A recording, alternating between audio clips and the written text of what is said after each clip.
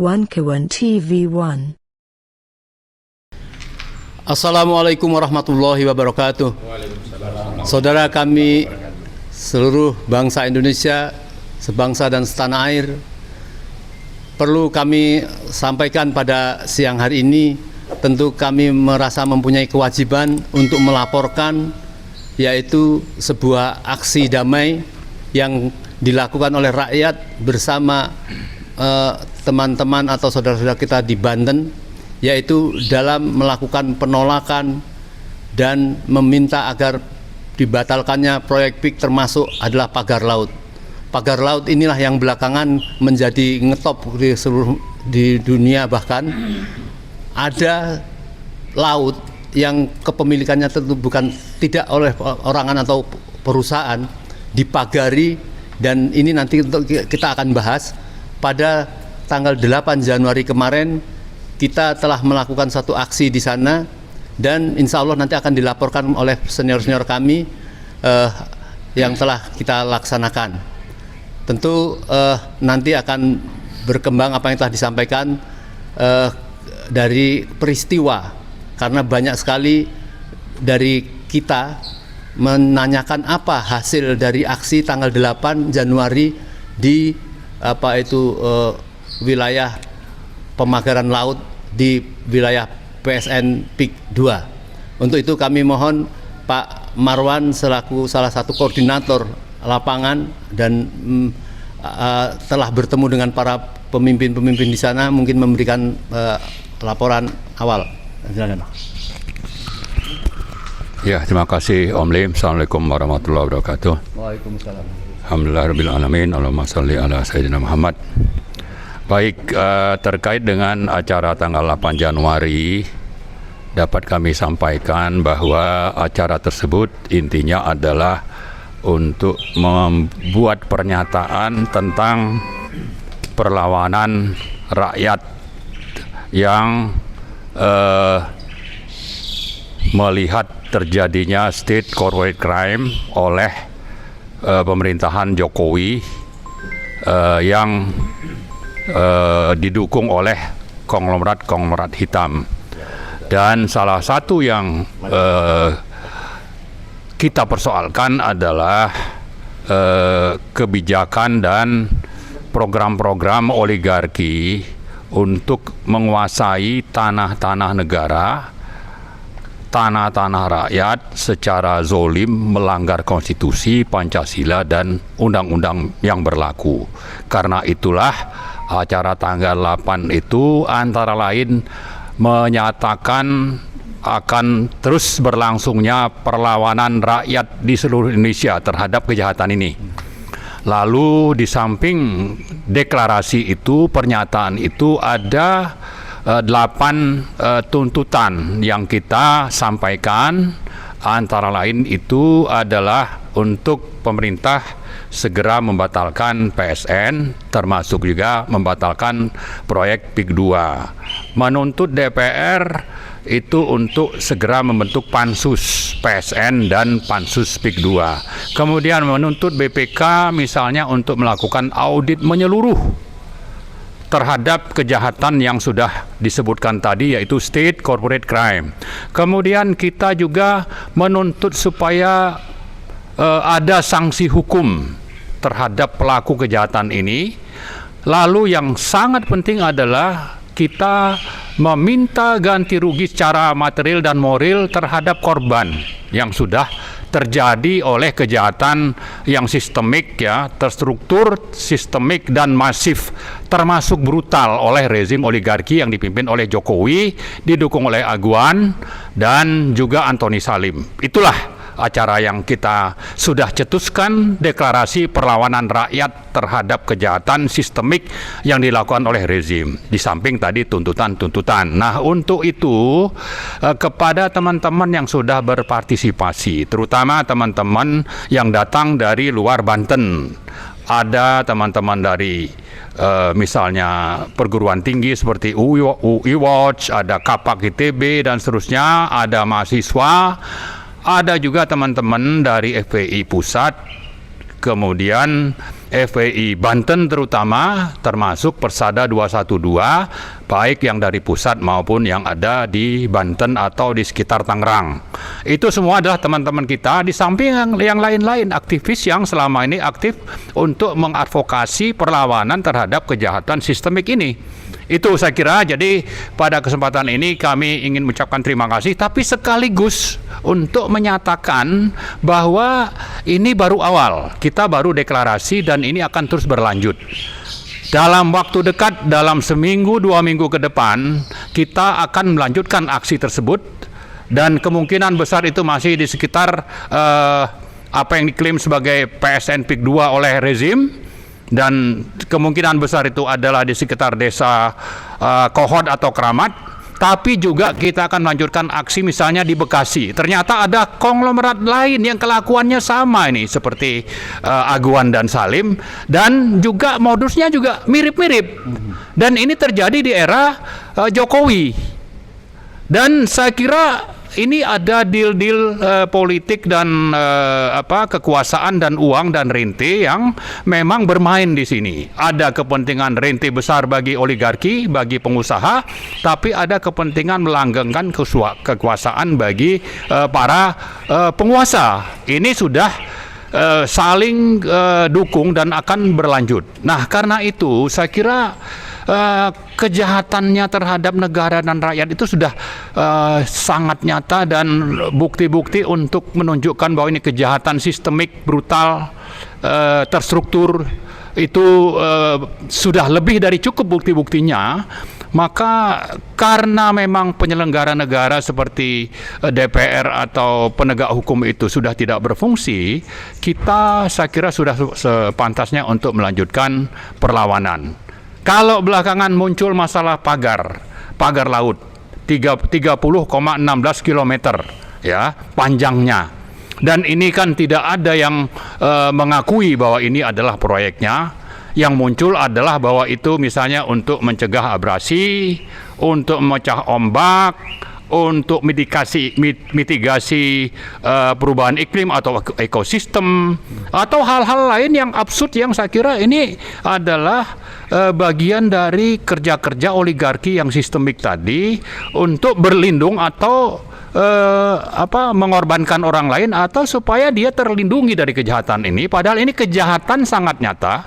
Kalau di darat itu kejahatannya itu merampok tanah negara, merampok sungai, merampok irigasi, tanah timbul dan sebagainya, jalan-jalan, dan juga merampok tanah rakyat. Kalau yang di pantai ini saya kira dari pantai sampai ke tengah laut itu sekitar 700 sampai 800 meter ya ke tengah laut. Ini memang dicoba dimanipulasi bahwa ini ada pemiliknya, padahal ini pantai punya negara. Jadi ada upaya sistemik untuk merampok tanah negara. Nah, untuk itu saya kira kita perlu mengingat ya, ada kejahatan di darat, ada kejahatan di laut, bahwa kejahatan di darat itu kalau diukur dengan kejahatan di laut, yang di darat ini ada korban manusianya yang lebih tinggi jumlahnya. Kalau nanti di laut itu mungkin nelayan ya yang tidak bisa melaut. Mungkin jumlahnya itu lebih kecil dibanding misalnya yang di darat itu. Di samping ada nelayan sebagai korban, ada petani, ada petambak, ada pekerja lepas dan sebagainya. Dan juga ada korban mereka itu harga tanah dan bangunan yang dimiliki itu dihargai dengan sangat-sangat murah. Ini kezoliman yang sangat nyata. Karena itu kita ingatkan kepada siapapun, kepada pemerintah, kepada para aktivis, kepada rakyat semua, jangan sampai kita digiring untuk hanya mempersoalkan pagar laut, tapi lupa dengan masalah yang jauh lebih besar. Itu satu hal. Kemudian yang kedua, jangan kita terkecoh bahwa ini entah proyek siapa. Ya, bahwa ini adalah proyek oligarki. Penanggung jawab utama itu adalah Jokowi, Aguan, Salim. Ini satu paket. Mereka ingin menguasai pantai itu, nanti ini akan direklamasi. Dan ini akan dijual jauh lebih mahal dibanding yang di darat. Kalau kita misalnya datang ke hotel-hotel yang di pinggir laut, itu pasti ya, kalau yang menghadap pantai itu lebih mahal. Sama juga dengan rumah yang di pinggir pantai itu pasti lebih mahal. Dan ini tanahnya, tanah negara yang dikuasai, yang dirampok. Ya, jadi saya ingatkan kita semua, mari terus melakukan perlawanan.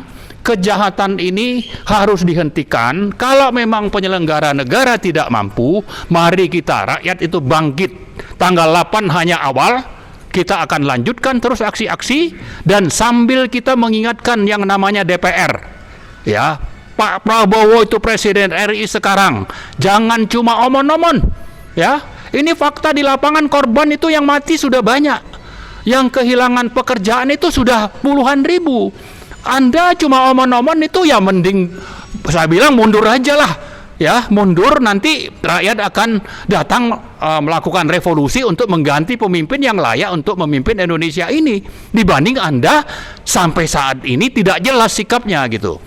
Ya, itu mungkin ekstrimnya saya bicara seperti itu, tapi bisa saja ada cara yang Anda sedang lakukan. Yang penting jangan sampai Anda takluk kepada Jokowi, Agwan, Salim, dan konglomerat lain yang akan terus mencaplok tanah-tanah negara dan rakyat dengan cara zolim yang sudah berlangsung bertahun-tahun selama pemerintahan Jokowi, dan ini harus segera diakhiri.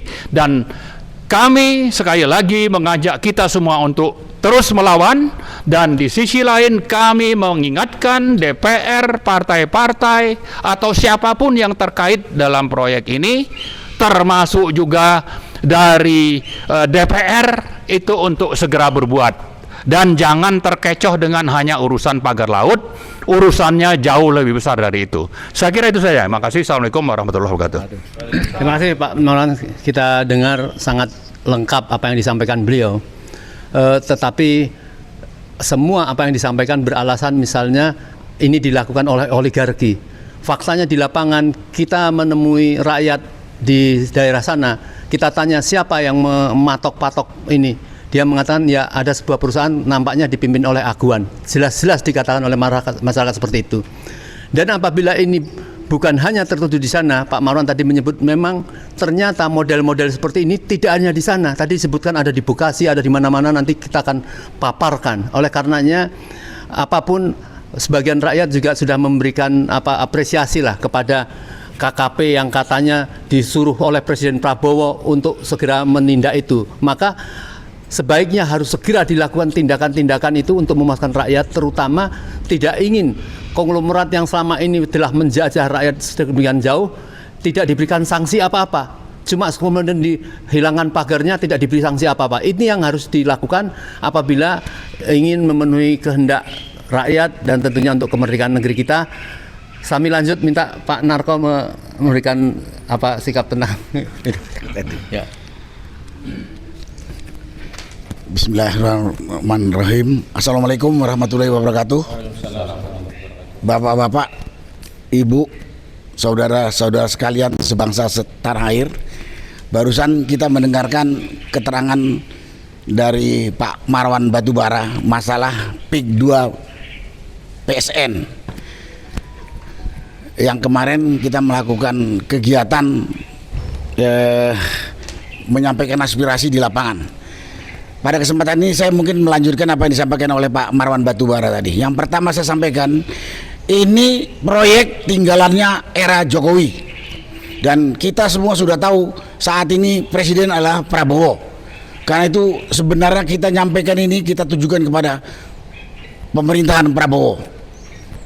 Dan pada kesempatan ini saya sampaikan, itu bukan proyek strategi nasional. Itu proyek abal-abal dari pengusaha atau oligarki hitam rakus bekerja sama dengan aparat dan pejabat pemerintah yang sudah dibeli oleh pengusaha tadi. Pengusaha tadi yang katanya perusahaan itu adalah yang namanya perusahaan Agung Sedayu Group, yang punya itu Agwan dan Antoni Salim. Jadi ini proyek bukan proyek strategis nasional. Kita tahu yang namanya proyek strategis nasional itu ada kriterianya. Mempercepat pembangunan nasional untuk meningkatkan kesejahteraan rakyat secara menyeluruh dan adil. di daerah tersebut. Tapi di sini tidak. Di sini upaya memperkaya pengusaha rakus dan menindas rakyat miskin. Itu yang terjadi fakta. Karena apa? Karena dia merampas tanah rakyat, merampas. Dan yang lebih ironis lagi, dia juga sebetulnya merampas tanah negara. Dan kita tahu yang mengelola negara ini adalah pemerintah. Tadi sudah disampaikan. Yang dirampas oleh proyek ini, oleh Agung Sedayu Group ini, sungai ditutup, saluran irigasi ditutup, jalan juga dirampas, pantai, laut juga dirampas di samping tanah rakyat. Jadi ini pemerintah apa ini kalau diam saja? Terus terang kalau kepada pengusaha hitamnya ini, yang namanya juga ada pengusaha hitam bajingan, memang harus dimusnahkan ini. Tapi pemerintah yang bisa dikendali oleh pengusaha bajingan ini loh yang saya heran. Harus dimusnahkan juga. Ya harus dimusnahkan. Saya biar begini juga pernah jadi pejabat pemerintah. Kita tahu apa yang harus kita kerjakan sebagai pejabat pemerintah untuk rakyat. Sekali pada kesempatan itu saya menyindir, meminta, kalau nggak bilang marah kepada pejabat pemerintah dan aparat. Saya lihat sendiri kemarin, saya berhenti di salah satu masjid, pengurus masjidnya langsung melarang, perintah Kapolsek katanya, Masjid Al-Ma'arif Desa Kohot. Kaget saya, ya saya kasihan lihatnya, kita tinggalkan aja. Ini yang perlu saya sampaikan. Yang kedua, sampai di sana kita kumpul, titik rencana kegiatan kita sudah diduga sekelompok orang, bayarannya si Aguan. Terpaksa kita pindah. Kemudian di titik yang baru tadi kita juga diganggu oleh preman tadi. Saya pikir negara di mana? Negara punya Aguan, negara punya pemerintah. Di mana kehormatan, harga diri dan tanggung jawabnya pemerintah resmi, pemerintah Republik Indonesia, yang di sana ada pemerintahan desa, polisi, ada juga TNI dan instansi lain. Rakyat ini hanya dianggap, saya tidak tahu, dianggap apa ya? Dianggap hewan liar atau apa gitu? Sampah. Atau sampah? Itu. Kemudian tadi sudah disampaikan, di samping perampasan tanah rakyat dan tanah negara oleh perusahaan ini, juga perampasan laut. Karena laut itu dipagar. Rakyat tahu siapa yang melakukan, siapa yang membiayai. Tapi masih juga ada pihak, ya pihak perusahaan ini, itu yang bangun swadaya rakyat. Gimana mungkin rakyat swadaya bisa membangun pagar dari bambu sepanjang 30 km lebih, yang kita hitung biayanya lebih puluhan miliar. Rakyat makan aja susah. Habis itu tidak tahu. Dan pemerintah masih diam saja. Pemerintahan yang dipimpin oleh Prabowo, Presiden. Itu kondisi. Yang heran saya, kita kumpul di suatu tempat yang kita udah izin sama yang punya tanah, dan kita sudah tahu memberitahu kepada polisi kita akan ada kegiatan di tempat ini. Ada aparat polisi tanya kepada saya, ada apa kau tanya? Kapolres tanya izin siapa di tempat ini Pak, katanya. Ya izin yang punya tanah, saya bilang. Di sini apa yang bisa saya simpulkan? Polisi pun berpihak kepada pengusaha hitam ini.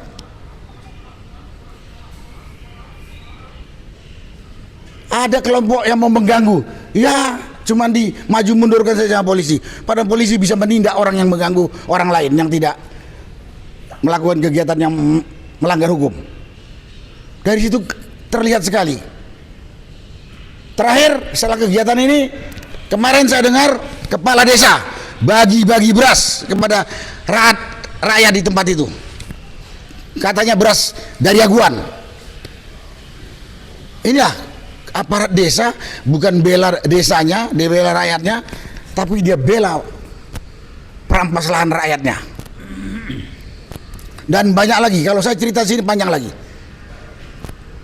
Kemudian pagar laut, itu satu kesatuan dengan yang di darat. Itu tanah negara, dipagari.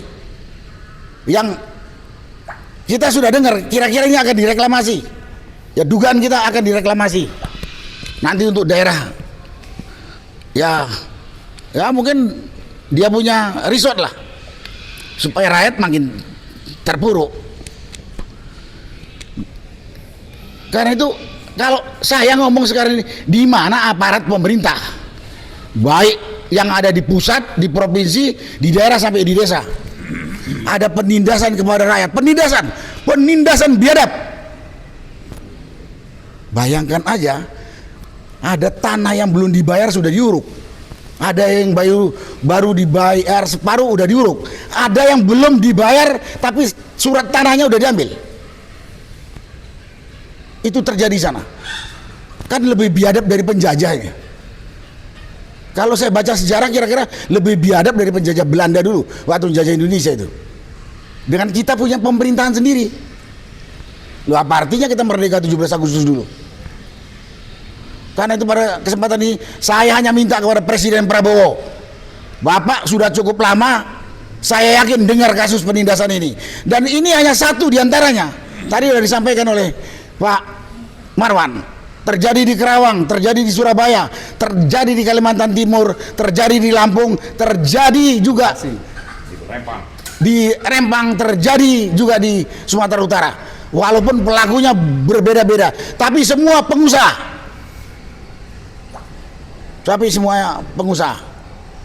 Saya hanya menuntut pertanggungjawaban. Saya bekas pejabat, jadi saya tahu apa tugas pokok pejabat.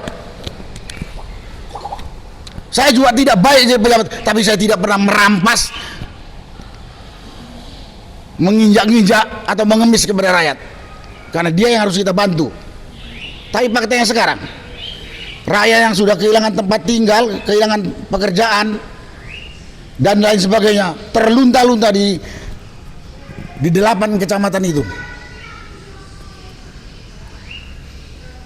Karena itu, dan juga kepada pengusaha, Anda itu manusia pakai hati, mau kaya kayalah kau, tapi jangan merampas orang miskin punya. Orang miskin itu harusnya kamu tolong.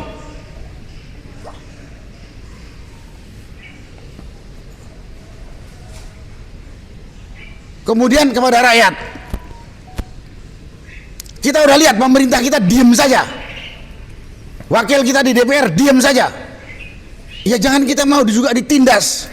Tadi udah dikatakan, apa boleh buat kalau kita terpaksa harus menghimpun kekuatan untuk melawan.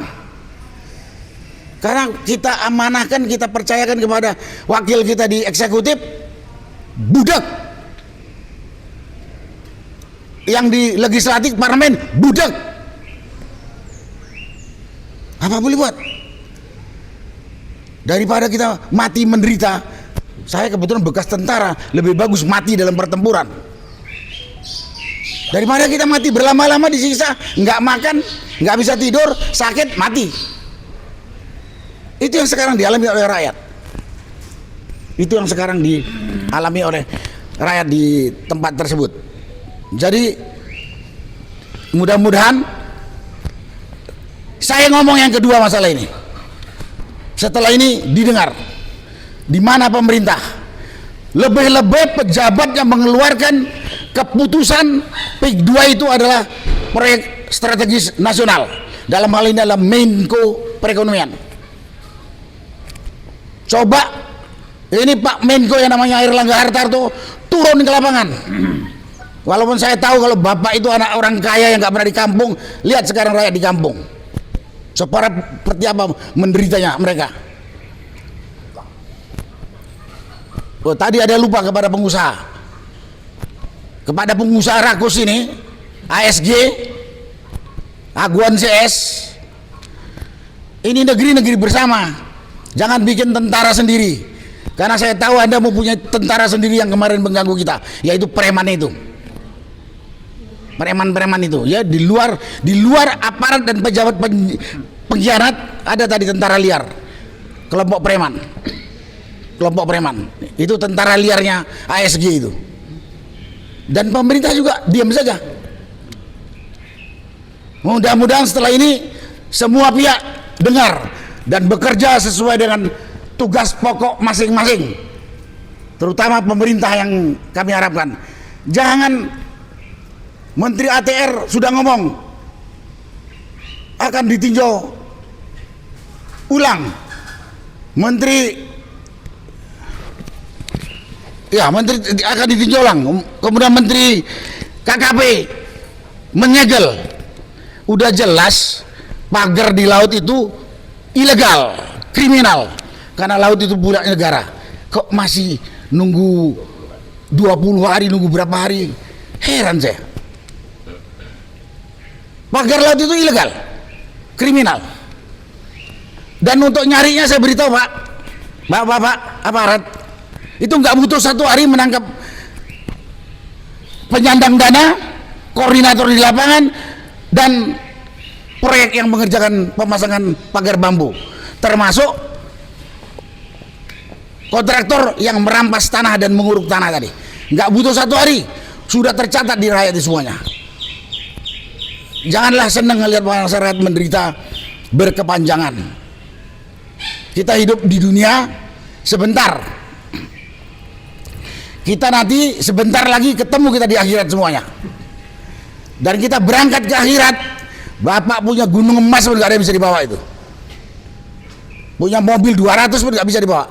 Cuman kain kapan, atau kalau yang non muslim mungkin pakai baju jas lah. Jangan serakah. Dan kamu mati, ninggalkan nama jelek kepada turunan kamu. Inilah perampok, inilah pejabat pengkhianat. Enak tuh. Mudah-mudahan didengar apa yang saya katakan ini. Terima kasih. Wassalamualaikum warahmatullahi wabarakatuh. Waalaikumsalam. Allahu Akbar. Kita tentu merasa bangga ya kalau mendengar statement atau orasi beliau, karena beliau memang tentara, jadi hitam putih, jadi rakyat merasa wah aman Indonesia ya. Di samping kami ada 2 senior kami dari UI Watch, Bang Buyung dan Bang Taufik. Kami silakan untuk memberikan komentar 5 menit. Terima kasih. Assalamualaikum warahmatullahi wabarakatuh. Kami mewakili UI Watch ingin menyampaikan bahwa tidak ada satupun dari kami yang melakukan apa yang kami lakukan karena dibayar, karena dapat imbalan jabatan dan lain sebagainya. Kalau ada, buka ke publik. Kita nggak ada. Terus ditanya, ngapain lu ikut gitu-gituan, dapat apa? Itu pertanyaan biasa. Saya mengatakan kita ingin melakukan ini dan kita melakukan ini karena keyakinan kita adanya ketidakbenaran, ketidakadilan, kezoliman terhadap bangsa dan negara sebagai wujud nyata dari permainan PKI gaya baru di mana Jokowi adalah ujung tombaknya. Orang boleh ketawa sambil nanya mana PKI-nya, karena otak Anda ada otak yang baru mampu melihat kalau sudah kelihatan. PKI gaya baru tidak tampil ke permukaan, tapi barangnya jelas, contoh jelas, Jokowi adalah PKI gaya baru. Ini hasil kerja dari Jokowi. Nah, apa yang harus dilakukan? Pak Prabowo sebagai pemerintah yang baru kena tugas kewajiban cuci piring. Dan kami amat sangat menyarankan jangan terlalu menggunakan aturan-aturan tata krama yang normal karena kita menghadapi krisis, dan untuk itu perlu dibentuk tim yang langsung bisa mengambil keputusan. Karena kalau menunggu membenahi di instansi pemerintah terkait, kita butuh waktu tahunan. Itu sudah dirusak oleh Jokowi selama 10 tahun.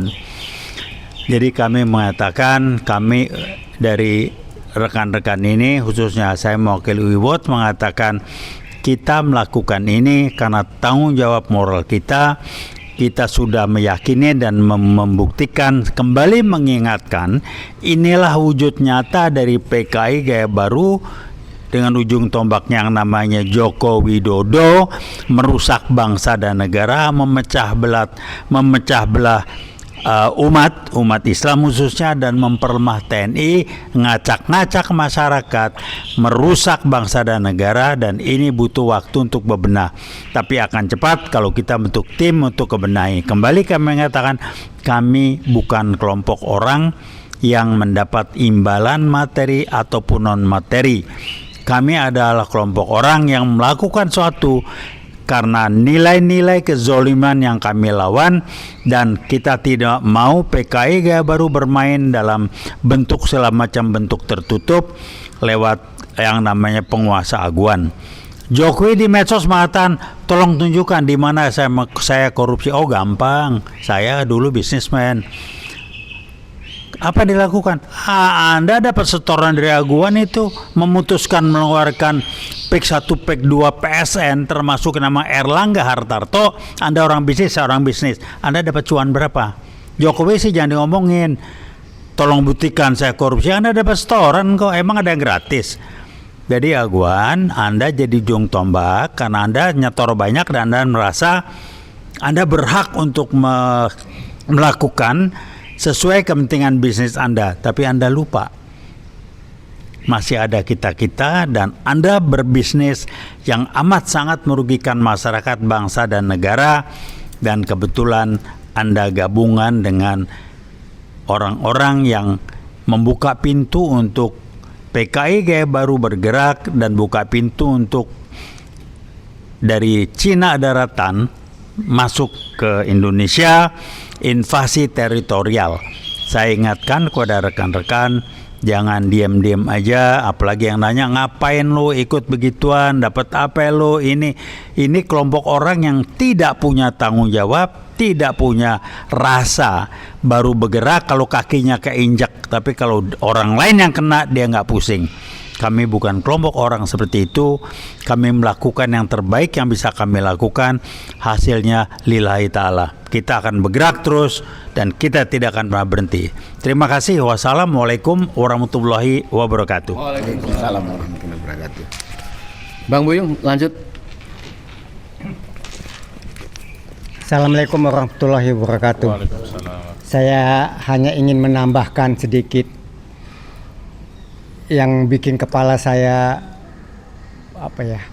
pusing begitu ya. Saya lihat Jokowi ini dalam memimpin 10 tahun itu sangat-sangat menghancurkan republik ini. Negara dijual, negara digadaikan, ya. Dan ada yang lebih parah lagi, kekuasaan diwariskan ke anaknya. Hutang yang harus bayar itu adalah rakyat. Mau dibawa kemana nih negeri?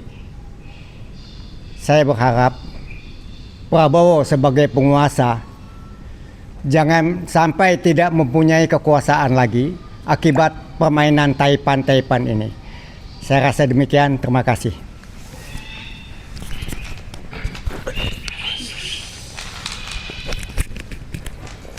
Baik, ada seorang senior lapangan, Bang Nur Sam, ya, yang dari awal turut mendampingi.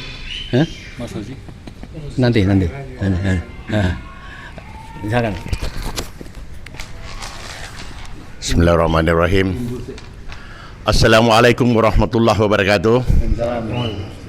Saudara sebangsa dan setanah air, ada beberapa senior yang sudah berbicara. Esensinya, substansinya jelas-jelas adalah PIK 2 dan PSN. Ini adalah semua diprakarsai oleh Presiden Jokowi yang lalu. Termasuk adalah Erlangga Hartarto yang melegalisir apa yang terjadi sekarang di PIK 2 dengan PSN. Jadi jelas, saya tidak uraikan satu persatu. Jelas di sini adalah harus segera negara harus turun melihat rakyatnya yang terdolimi, yang tertindas. Apa yang dilakukan tadi semuanya bukti-bukti sudah ada. Kelakuan yang dilakukan oleh para aparat-aparat yang dibawa, baik sipil maupun aparat keamanan yang lain, termasuk polisi dan lain-lain sebagainya, itu sudah menyalahi semua aturan-aturan yang ada. Jadi saya kira tidak ada lain adalah segera Presiden Prabowo melihat bangsanya ini, negaranya ini hancur-hancuran. Kerusakan yang dibuat oleh Jokowi ini 10 tahun, selama 10 tahun dia berkuasa, belum tentu kita bisa memperbaiki normal sampai 100 tahun. Karena seluruh sendi-sendi apa yang terjadi dalam negara ini sudah dirusak oleh kebijakan Jokowi. Olehnya itu harapan kita kepada Bapak Presiden Prabowo segera mengambil langkah-langkah. Rakyat Indonesia ingin melihat janji daripada Prabowo, berpihak kepada Prabowo, berpihak kepada masyarakat rakyat. Ya, artinya ciri khas, jati diri, kepemimpinan beliau yang kita tunggu, yang tidak pernah kita ragukan. Nah sekarang kalau ini yang tidak terjadi, apa kata orang, hanya cuma omon-omon. Jangan tunggu rakyat turun untuk mengadili kedoliman-kedoliman yang dilakukan oleh para pelaku-pelaku negara ini. Jadi saya kira Bapak Presiden dengan sangat rendah hati segera mengambil langkah-langkah. Jangan biarkan mereka ini menderita di bawah. Mau makan, mencari nafkah, ekonomi sudah terpuruk itu. Jadi kita tunggu kebijakan langkah-langkah Bapak Prabowo. Kalau saya 20 hari itu terlalu lama diberikan waktu untuk pembubaran perubuhan daripada pagar itu tuh. Apa yang dikatakan beliau tadi itu, Bapak Jenderal Sunarko, 1 hari itu selesai. Semua pelakunya, kemudian yang memotori, yang memerintahkan itu perusahaan yang memerintahkan itu 1 hari itu kita bisa tangkap itu mereka itu. Kenapa harus 20 hari? Apa harus ditunggu rakyat yang menangkap mereka? Demikian saya kira. Untuk itu harapan terakhir yang kepada Pak Presiden untuk mengambil kebijakan dan langkah-langkah yang strategis supaya ini bisa tuntas dan baik. Wassalamualaikum warahmatullahi wabarakatuh. Waalaikumsalam. Ada Bang Ismet, beliau salah satu aktivis yang tergabung di dalam Sapa Islam, dan beliau kemarin menjadi ketua panitia aksi, menjadi korlap aksi di PIK pada tanggal 8 Januari kemarin. Kami silakan Pak Bang Ismet melaporkan. Bismillahirrahmanirrahim. Assalamualaikum warahmatullahi wabarakatuh. Saya pikir apa yang sudah disampaikan oleh para tokoh tadi merupakan bukti nyata bahwa PIK 2 itu merupakan kejahatan yang sangat luar biasa. Jadi bagi kita rakyat Indonesia, siapapun dia, maka harus dipahami bahwa PIK 2 yang berkedok PSN itu adalah sebuah kejahatan dalam skala negara, dan ini memanipulasi hukum. Jadi tidak ada kata lain bahwa ini sudah merupakan kejahatan yang luar biasa. Walaupun ada pihak-pihak dari pengacaranya Aguan dan siapapun yang mengatakan bahwa ini sesuai dengan aturan hukum, aturan negara, itu bohong semuanya. Ya. Siapa yang tidak percaya maka silakan datang ke lapangan, silakan debat publik sama para tokoh yang ada di sini. Jadi ini yang harus dipahami betul dan dipegang pemahamannya oleh rakyat Indonesia, terutama rakyat Banten yang kemarin tanggal 8 Januari 2024 kami semua datang ke lokasi di Desa Sukawali untuk memberikan dukungan di lapangan bahwa kami sangat peduli dengan rakyat Banten yang telah dirampas hak-haknya. Soal pagar laut, tidak ada kata lain bahwa laut itu milik negara. Maka siapapun yang melakukan penguasaan terhadap laut itu merupakan perampasan terhadap kedaulatan negara Kesatuan Republik Indonesia. Jadi Bapak Prabowo sebagai presiden tidak ada kata lain, memang harus langsung mempidanakan, menangkap Aguan, Antoni Salim, termasuk Jokowi yang menjadi biang keroknya, untuk diadili sesuai dengan hukum yang berlaku. Demikian, mudah-mudahan kita memahaminya dengan benar soal PIK 2, PIK 1 merupakan perampasan terhadap tanah rakyat dan negara serta kedaulatan negara Republik Indonesia. Terima kasih. Wassalamualaikum warahmatullahi wabarakatuh. Waalaikumsalam warahmatullahi wabarakatuh. Di samping kita ada pengacara keren ya, Bang Samsir.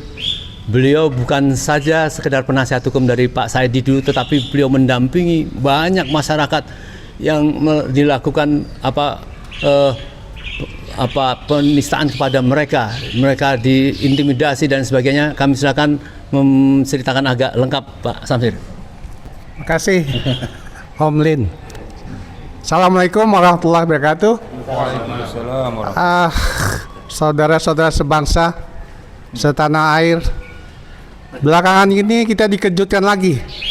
Setelah berbulan-bulan kita melihat PT Agung Sedayu Group berusaha merampas tanah rakyat yang sebenarnya diberikan oleh pemerintah lewat proyek strategis nasional PIK 2 yang jumlahnya cuma 1.755 hektar. Tapi pada awal-awalnya hampir 9 kecamatan di pesisir utara itu dipasangin papan-papan proyek strategis nasional PIK 2. Jadi masyarakat yang ada 9 kecamatan tersebut yang luasnya hampir 100.000 hektar itu lewat tangan-tangan pengusaha yang diberikan hak untuk penyelenggaraan proyek strategis nasional, disampaikan kalau mereka hak atas lahannya itu akan diambil dengan kompensasi sebesar Rp50.000, tidak melihat NJOP, tidak melihat apapun. Ini tentunya setelah berbulan-bulan kita ketahui seperti ini. Dan sampai sekarang pun masih banyak masyarakat yang hidupnya bertani, petambak, mereka tidak jelas kondisinya sekarang mereka dan keluarganya dalam hal untuk mencari nafkah. Belakangan ini kita dikagetkan lagi dengan ada pagar di laut sepanjang 30,16 hektar yang memang sebelumnya kita juga kilometer, maaf saya ralat, 30,16 kilometer yang sebelumnya memang dari Pulau Cangkir itu secara parsial memang sudah ada. Tapi 2 minggu belakangan ini itu 30,16 kilometer itu sudah menutupi wilayah pantai utara tersebut, sehingga di situ banyak sungai yang tempat nelayan menambatkan perahunya yang hari-harinya pergi melaut untuk mencari nafkah menjadi tertutup. Kita coba bayangkan, rumah kita, di depan rumah kita dipasangin pagar, kita tidak bisa keluar kemana-mana. Di mana kita sebagai kepala rumah tangga harus menghidupi keluarga kita. Ini sudah 2 minggu. Pemerintah masih memberikan waktu 20 hari ke depan. Itu apa nggak mungkin itu mereka pada kelaparan dan keluarganya? Karena mereka nggak bisa melaut. Apa yang akan mereka berikan kepada keluarganya? Di sini saya betul-betul terenyuh, kaget, dan merasa prihatin. Jika pemerintah masih menunggu 20 hari ke depan, ini udah akan berapa ribu orang jadi korban yang ada di sekitar Pantura, di sekitar pantai utara Banten yang akan menjadi korban atas tindakan pemasangan pagar tersebut. Saya pikir pemerintah Prabowo harus segera turun tangan. Paling tidak sudah ada rencana dari instansi terkait, instansi Departemen Sosial harus turun tangan untuk melihat apakah mereka, masyarakat kita yang ada di sana mendapatkan kehidupan, terutama kebutuhan sehari-hari untuk makan minumnya. Daripada kita hanya mikirkan 5 tahun sekali memberikan bansos buat masyarakat yang ujung-ujungnya untuk kepentingan tertentu. Sekarang lah sebenarnya Departemen Sosial itu turun tangan melihat masyarakat yang di depan rumahnya yang lautnya dipagar sehingga mereka tidak bisa keluar mencari nafkah untuk membiayai kehidupan rumah tangganya. Saya pikir ini sudah, kalaupun darurat ya sekaranglah darurat untuk kita pikirkan bersama-sama. Makasih. Assalamualaikum warahmatullahi wabarakatuh. Terima kasih Pak Samsir. Kami mendoakan selalu sehat sampai tuntas persoalan-persoalan.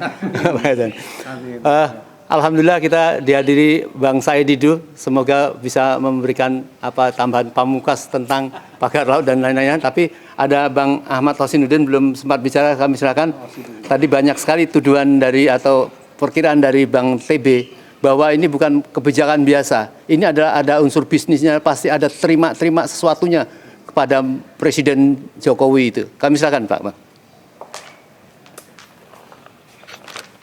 Ya, bismillahirrahmanirrahim.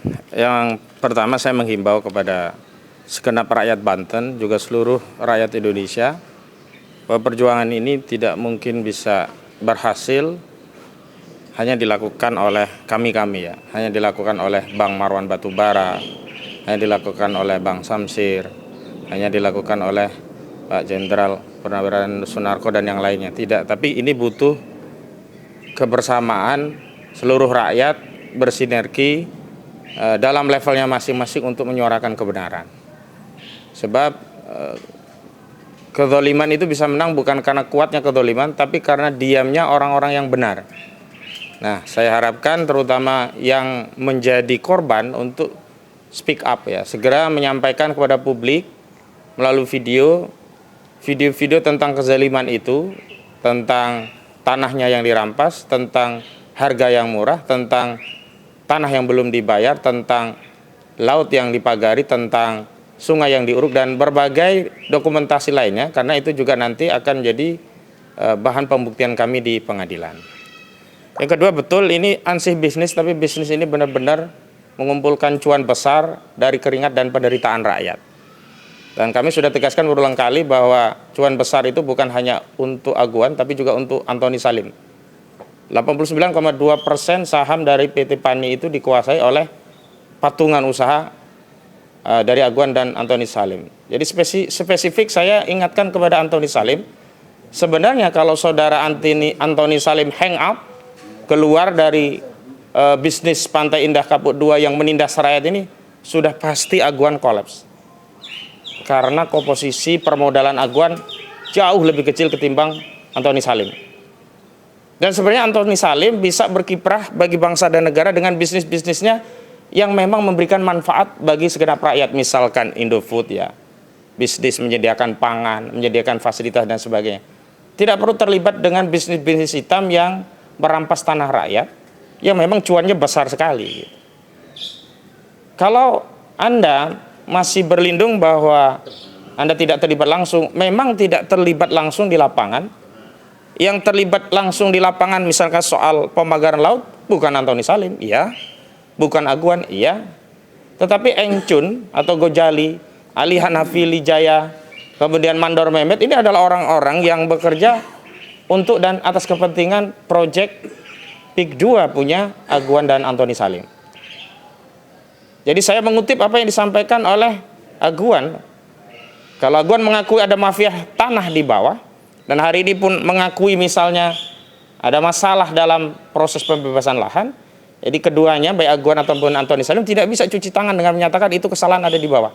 Karena pada akhirnya tanah ini menjadi asas produksi bagi industri properti yang dikelola oleh Pantai Indah Kapuk 2. Nah, saya menyebut bahwa kejahatan terhadap perampasan tanah ini bersifat TSM, meminjam istilah yang umum digunakan dalam sengketa di Mahkamah Konstitusi. Terstruktur karena melibatkan banyak pejabat-pejabat, dari pejabat desa, pejabat di kecamatan, pejabat di BPN, pejabat di Pemda, bahkan sampai kementerian dan lembaga. Karena modus operandinya adalah dengan merampas menggunakan sarana hukum, yakni menerbitkan sertifikat-sertifikat untuk merampas tanah rakyat atau ditempatkan di laut dan pantai yang kemudian diklaim menjadi milik mereka. Jadi pemagaran laut adalah prakondisi untuk menguasai secara de facto tanah-tanah itu untuk industri properti mereka, di mana secara de jure-nya tanah-tanah itu sudah dikuasai oleh mereka. Sistematis, karena proses perampasannya tidak hanya di bibir pantai atau tidak hanya di laut, tidak hanya di darat, tetapi seluruh wilayah yang sudah masuk peta tapak pengembangan bisnis mereka itu dirampas. Ya, ada tanah rakyat yang umumnya di daratan dan sebagian di dekat pantai, ada tanah negara mayoritasnya di pantai dan di laut, termasuk di sungai-sungai yang diuruk dan jalan dan segala fasilitas publik yang pengelolaannya oleh negara. Dan ini semua adalah tindakan yang sangat tersistematis dan terakhir masif. Ini tidak hanya terjadi di satu RT, tidak hanya terjadi di satu RW, tidak hanya terjadi di satu desa, bahkan terjadi di 9 kecamatan atau 10 kecamatan, bahkan terjadi di 1 hingga 2 kabupaten di Provinsi Banten, yakni Kabupaten Tangerang sampai ke Kabupaten Serang, di mana ada 1 kecamatan, yakni Kecamatan Tanara yang terdampak proyek penindasan, proyek perampasan tanah rakyat. Jadi kepada Antoni Salim, saya imbau kepada saudara untuk segera hangout dari bisnis ini, dan saya pastikan bisa berhenti. Tetapi kalau bisnis ini tetap jalan, berarti Anda pasang badan, berarti Anda punya andil terhadap penderitaan perampasan tanah rakyat yang terjadi di Republik ini. Dan terakhir, kepada negara, sebenarnya tidak perlu lagi kami ini bersuara, karena memang fungsi, tugas, dan tanggung jawab untuk melayani, melindungi rakyat itu ada pada negara. Nunggu berapa lama lagi? Pemerintah. Nunggu argumentasi apa lagi pemerintah untuk bertindak? Nunggu penderitaan yang macam apa lagi sampai keluar keputusan untuk membatalkan status PSN dan segera menghentikan proyek PIK 2 milik Aguan dan Antoni Salim ini? Saya tanya itu.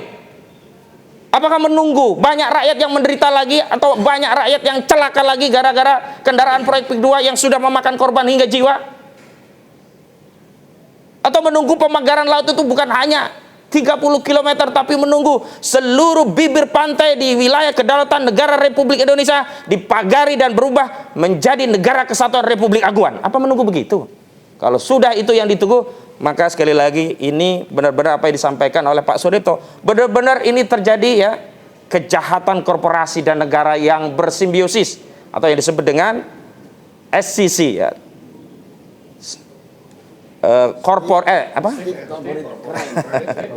State Corporate Crime begitu ya. State Corporate Crime. Karena apa? Ini ada pembiaran bahkan difasilitasi oleh negara. Negara yang dimaksud adalah pemerintahnya. Sementara negaranya itu sendiri sebenarnya konstitusinya tidak memberikan 1 inci pun peluang atau celah bagi pemerintah untuk melayani oligarki. Itu saja yang bisa saya sampaikan. Terima kasih. Assalamualaikum warahmatullahi wabarakatuh. Terima kasih.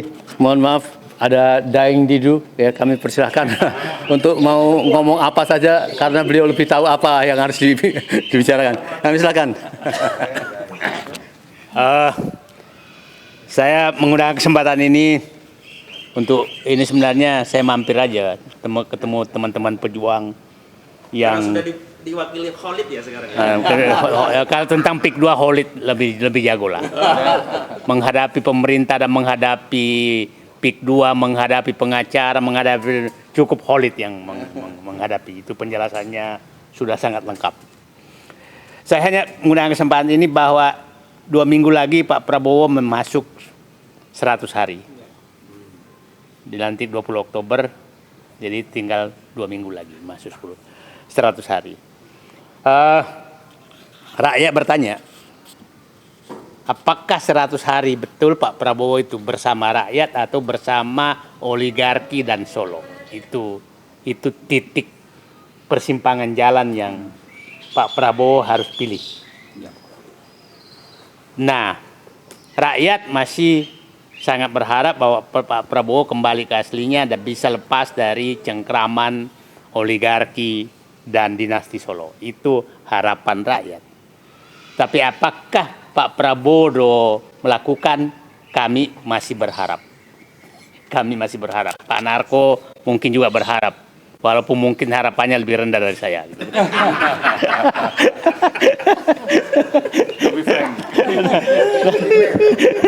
Nah, kasus. Jadi kita lihat gini ya. Publik lihat paham bagaimana dinamika penertiban pagar laut itu menunjukkan bahwa oligarki sangat kuat. Tanggal 8 Januari itu dengan gagah berani menteri, gagah berani tanda kutip, menteri KKP menyatakan ini terjadi pelanggaran. Tanggal 9 turun dengan bintang, tuh dirjennya, bintang, heran juga, saya udah kayak tentara aja dirjen. Pak Komando. Dengan gaya kayak jagoan, lebih jagoan, hanya datang menyegel. Jagoan tapi takut sama aguan. Nah, mungkin lagi habis makan hongguan. Nah, setelah itu besoknya Menteri KKP dipanggil DPR dan memberikan penjelasan bahwa hanya bisa dicabut ini kalau ada izinnya. Ini Menteri KKP ini harus kita tahu, yaitu bendaharanya Jokowi waktu tim ses di periode pertama. Kita harus paham posisi dia.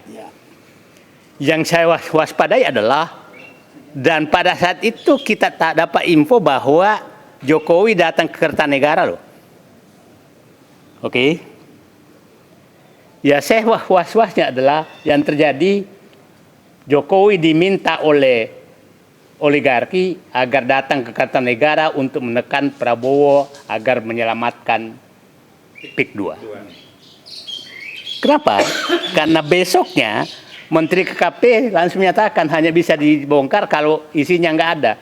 Ini kan tidak mungkin ada isi memagar laut. Monyet bunting pun ditanya pasti paham bahwa itu nggak mungkin ada izin laut. Kok bodoh banget sih kita ini, dibodoh-bodohin sama mereka. Artinya saya menduga ada tekanan sangat keras untuk menyelamatkan ini, menyelamatkan pagar laut ini.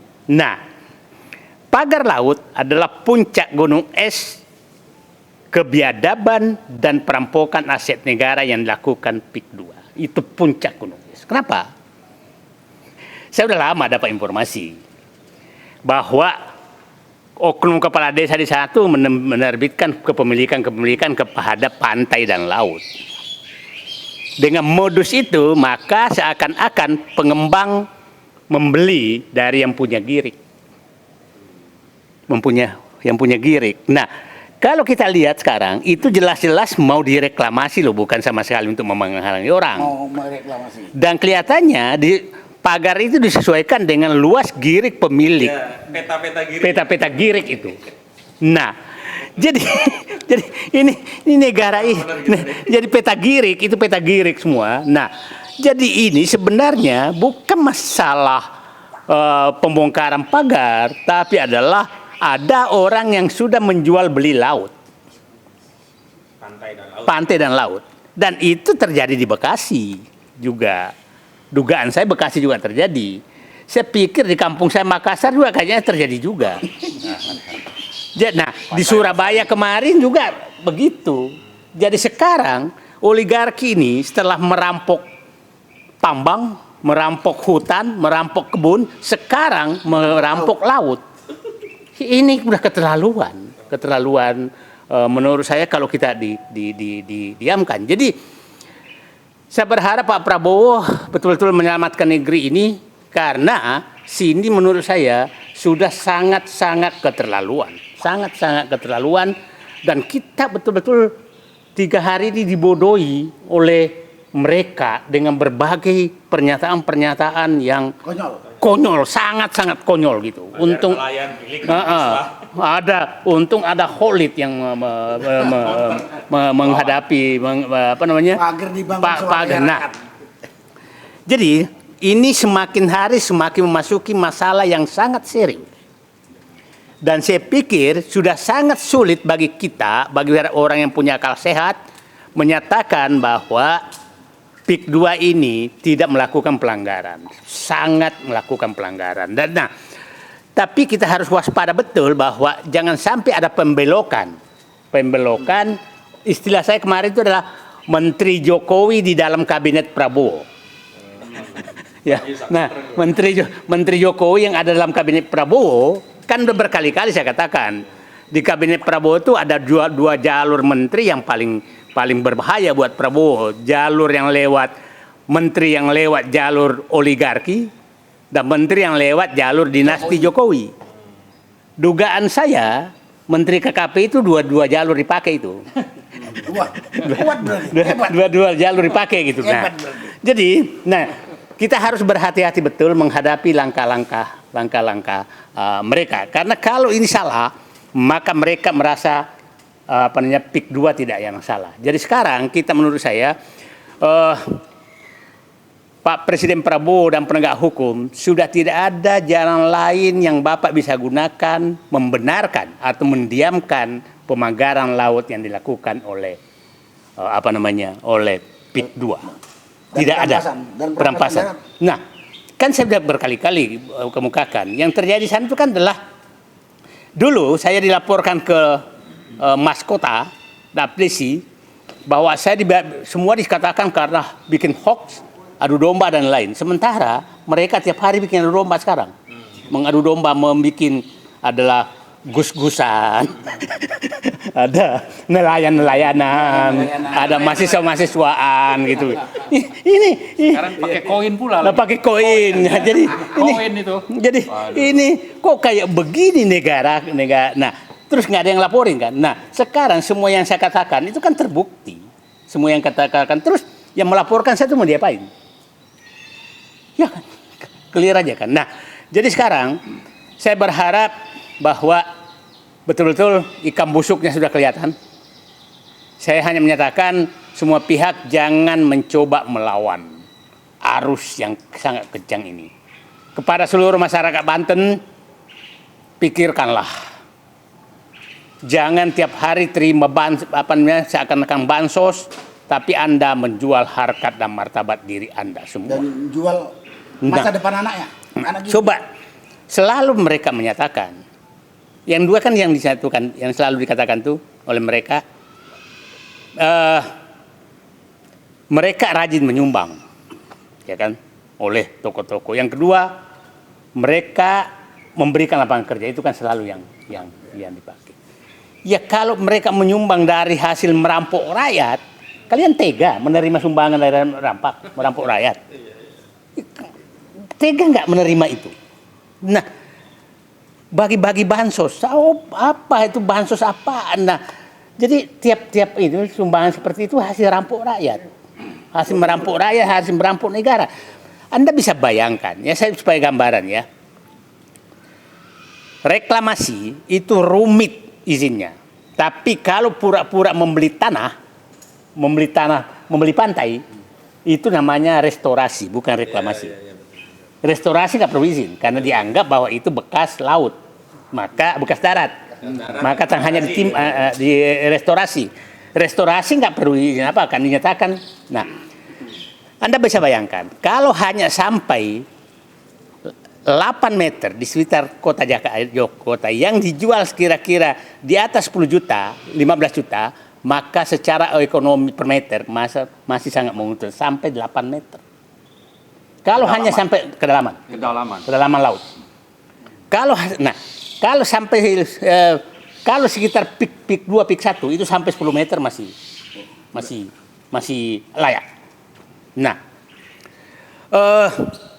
itu yang terjadi sehingga hampir semua yang diambil itu sekitar 8 meter yang dipagar itu maksimum. Nah, kedalaman laut. Jauhnya 1 kilo. Nah, pokoknya mau sampai 8 meter itu instruksinya. Nah, ini adalah persekongkolan sangat jahat. Persekongkolan sangat jahat sehingga saya katakan ini kepala desa yang menerbitkan girik itu harus ditangkap. Hukum mati. BPN yang memberikan surat hak kepemilikan, mau sertifikat apa namanya, hak pemilikan terhadap itu, maka dia harus ditangkap. Itu harus ditangkap semua. Nah, itu menurut saya harus dilakukan karena sudah menjual beli laut. Itu yang nggak boleh sama sekali. Nah, kalau ini sempat lolos, maka laut kita sudah akan diambil semua. Jadi ini bukan masalah yang sederhana. Sehingga mereka sebenarnya memang targetnya adalah meluluskan. Jadi saya mengharapkan, mari kita fokus bahwa ini ada persekongkolan sangat jahat yang dilakukan oleh pemerintah Jokowi dengan bersama. Siapa tahu kedatangannya Kertanegara ke Kertanegara itu, Jokowi sudah ketakutan. Ini aku masuk penjara kalau ini, ya kan? Karena kebijakannya dia yang keluar itu. Nah, kita nggak tahu. Siapa tahu ada transaksi yang terjadi karena ini. Coba bayangkan Pak, kalau itu 1.000 hektar laut, 1.000 hektar laut. Saya dapat informasi yang dikasih nama itu hanya dikasih Rp15.000 per meter. Itu ya besar lah, nggak punya hak kok. Numpang nama Ya, doang. numpang nama doang. Kalau dia 10, kalau 30 km kali 1 km berarti udah 30.000 hektar dong. Pantas banyak mobil di Ya. ya. 30 hektar dong, 30.000 hektar dong. 30 hektar itu berapa triliun nilainya? Ratusan triliun, ribuan triliun. Nah, inilah pencurian yang dilakukan oleh, ya saya juga nggak tahu, tangan Allah bekerja. Mungkin saking semangatnya Abdesi melaporkan kemarin, makanya berbalik semua borok-borok itu terbuka ke muka mereka. Jadi ya ini tangan Allah yang bekerja. Jadi saya hanya kepada publik, ini adalah kasus yang sangat besar yang menjadi uji nyali kepada Prabowo di 100 hari kerja beliau, apakah akan memihak ke rakyat atau memihak kepada oligarki dan dinasti Jokowi. Itu pilihan yang harus dihadapi. Dan saya sekali lagi, saya masih berharap Prabowo memihak ke rakyat dan kembali ke dirinya sendiri. Terima kasih, itu saja. Assalamualaikum warahmatullahi wabarakatuh. Terima kasih Bang Said. Saudara, bayangkan andai kata dugaan dari Bang Said Didu, tadi juga dari Bang Hosinuddin, bahwa girig itu memang ada dan diterbitkan oleh aparat. Saya kira ini yang menjadi sangat luar biasa. Pencurian, pantas saja Bang Samsir tadi mengatakan sangat lama untuk menindak itu, tunggu 20 hari. Ya. Saya kira mungkin terakhir Bang Marwan untuk memberikan, karena menjadi salah satu koordinator dari rakyat, untuk apa tindakan, ya, tindakan terhadap pencopotan itu. Mau dicopot rakyat atau segera mungkin pemerintah melakukan pengumuman malam ini akan melakukan, atau tindakan, atau bahkan sampai tuntutan-tuntutan kepada orang-orang yang melakukan kejahatan tadi. Kami silakan. Isunya bukan soal mencabut pagar ya, tapi menuntut langkah nyata dari Presiden Prabowo bahwa kejahatan di darat dan di laut itu sudah terjadi. Pagar laut itu terjadi di laut, tapi skala di darat itu jauh lebih besar karena sudah ada korban. Dan korbannya itu sampai sekarang menderita. Oke, ada nelayan, tapi di samping nelayan di darat itu ada petani, petambak, dan sebagainya. Jadi dari sisi skala, yang di darat yang sudah terjadi di 9 kecamatan, kejahatan TSMB, terstruktur, sistematik, masif, dan brutal, sudah dilakukan oleh rezim ini. Biadab bisa juga, BB berarti, ya. Artinya bahwa ini kejahatan sudah sangat nyata. Lalu yang kedua, kita bicara tentang pagar, itu kan adalah bagian dari proyek di darat dan di laut. Dan pelaku kejahatan utamanya itu ya tetap saja yang namanya Aguan, Antoni Salim di sisi pengusaha, dan di backup oleh Jokowi di sisi penguasa. Jadi saya kira kalau kita masih menunggu-nunggu ini siapa yang mengaku atau nyari-nyari, saya kira itu tidak perlu. Penjahatnya sudah jelas, yaitu Aguan dan Antoni Salim. Ini tinggal ditangkap saja, nggak perlu nunggu 20 hari atau cari-cari siapa ini, udah jelas itu orangnya itu gitu. Ya. Ngaku penjara kita nggak cukup. Ya, makanya jadi, nah inilah karena itu poin ketiga yang kita tuntut adalah bukan kasih alternatif seperti yang Pak Said sebut. Pak Prabowo, sekarang Anda mau menghentikan PSN PIK 2 menangkap pelaku kejahatan TSMB ini, atau Anda nanti akan berhadapan dengan rakyat. Tinggal itu aja. Jadi tidak ada alternatif sebetulnya bagi Pak Prabowo itu. Buktikan Anda presiden, Anda hukum, tangkap itu pelaku kejahatan tadi, bela rakyat dan negara dan kedaulatan yang sudah dirampas, atau kalau tidak nanti Anda akan berhadapan dengan rakyat yang semakin ke belakang itu akan semakin masif perlawanannya. Jangan lupa ya, ini ada contoh di Los Angeles itu, yang kebakar itu sesuatu yang saya kira bisa terjadi tiba-tiba dan di sini juga bisa terjadi dan itu bisa menimpa kepada pemerintahan ini. Jangan lupakan bahwa kita itu punya Tuhan ya. Makanya ada Pancasila. Itu sila pertama itu harus menjadi pegangan dan rujukan bagi orang yang memerintah seperti Pak Prabowo. Kecuali itu tadi yang disinggung Pak TB itu sudah makin banyak nih orang yang komunis begitu ya. Seperti yang saya kira diduga dijalankan oleh Joko Widodo. Nah, saya kira Pak Prabowo tidak seperti itu. Maka kita menuntut bahwa pelaku pemasang pagar laut itu sudah jelas. Aguan Antoni Salim sebagai penanggung jawab utama, kemudian ini orangnya harus ditangkap, kemudian PSN PIK 2 harus dibatalkan segera, dan kalau itu tidak dilakukan, saya kira rakyat siap untuk melakukan perlawanan. Saya kira itu saja, makasih. Assalamualaikum warahmatullahi wabarakatuh. Baik, saudara sekalian, saya kira cukup ya, bocoran dari para tokoh untuk beberapa hari ke depan untuk menyikapi apakah Presiden Prabowo segera melakukan tindakan-tindakan supaya clear ya di masyarakat. Kalau kata orang Surabaya, hidup mulia atau mati syahid, merdeka atau mati. Assalamualaikum warahmatullahi wabarakatuh. Waalaikumsalam.